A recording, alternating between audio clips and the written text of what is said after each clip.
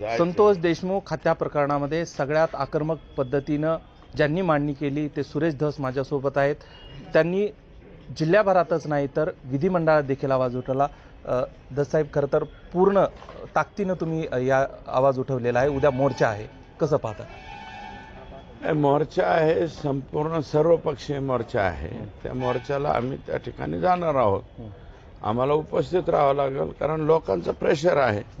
लोकांच्या प्रेशर जर आम्ही नाही गेलो तर लोक उद्याच्याला आम्हाला अडचणीत आलतील. खरं तर आका आणि आकाचा आका असा प्रत्येक वेळी तुम्ही उल्लेख केलेला आहे.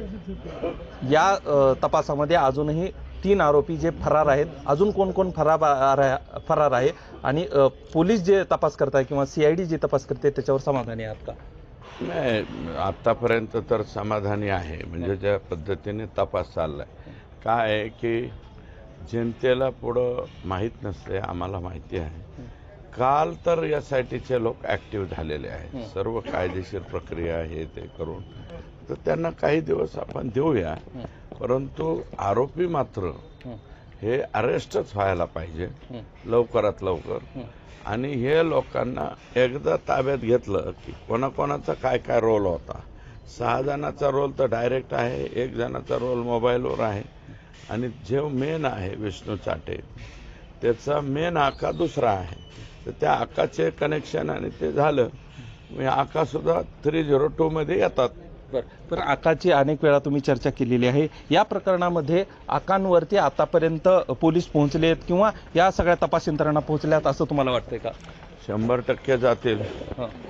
100% आका नाही, या देशातला कोणताही जो आरोपी असतो ना, पाताळात खाली गेला तरी धुंडाळून पोलीस आणू शकतो. पोलीस म्हणजे तुम्ही मुंबईचे पोलीस जसे आहे तसे आपली सुद्धा पोलीस बळ हे चांगलं आहे.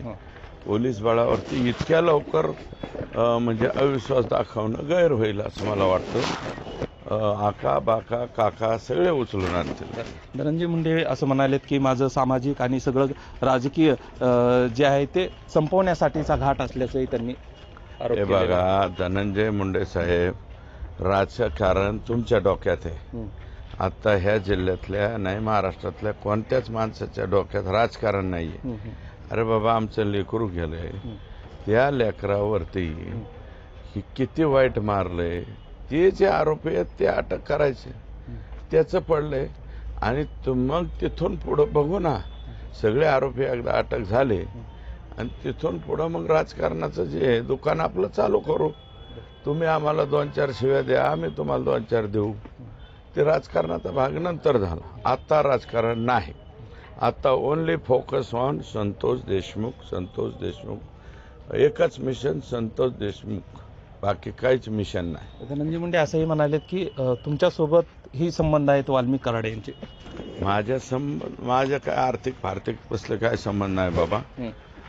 माझे संबंध म्हणजे मित्रत्वाचे संबंध आहे. धनंजय मुंडे साहेब, तुमचे माझे मित्रत्वाचे संबंध होते. संबंध म्हणजे सुमधुर संबंध, गुमधुर संबंध, अजून कोणते संबंध पाहिजे. त्याच्यामुळं माझं म्हणणं आहे, इतर विषयाकडे तुम्ही डायव्हर्ट करू नका हो. हा विषय फोकस फक्त संतोष देशमुखचे आरोपी पकडण्यावर ठेवा. पण तुम्ही माझ्या त्याचे काय संबंध? CID चौकशी, SIT चौकशी, तुम्ही मागणी SIT चौकशीची करणार असं सांगितलं होतं. मात्र CID चौकशी होतीये. संचालक सुद्धा या ठिकाणी ठाण मांडून आहेत. त्याच्यावरती समाधानी आहात का? त्याच्यावरती 100% समाधानी आहे. CID मधलं सुद्धा जे हे आहे क्रमांक 1 IG त्यांच्या अध्यक्षतेखाली नेमली. माझं मत काय होतं की IG DG लेवल, त्याप्रमाणे IG लेवलच्या अधिकाऱ्याच्या आधिपत्याखाली नेमलेली आहे. CIDचा काय साधा DYSP किंवा PI याचं नाही आहे. त्याचे हेड कोण आहेत? IG. त्याच्यामुळे मी समाधानी. शेवटचा प्रश्न, परळी पॅटर्नचा तुम्ही आज आवर्जून उल्लेख केला. काय परळी पॅटर्न आहे असं वाटतंय तुम्हाला? भरपूर पॅटर्न आहेत. आत्ताचे 2-3च तुमच्या पुढे आलेत. बाकीचे आणखी पॅटर्न येतील आता उद्या 28ला भाषणात. जे जे येतील ते बघा वाचून आणि दाखवा लोकांना, पुऱ्या महाराष्ट्राला. ते होते सुरेश धस. उद्या जो आहे ते 28 तारखेला मोर्चा होणार आहे. संतोष देशमुख यांच्या हत्येप्रकरणी उद्या बीडकर रस्त्यावरती उतरणार आहेत. त्यामध्ये सुरेश धस यांच्यासह अनेक नेते देखील रस्त्यावर उतरणार आहेत.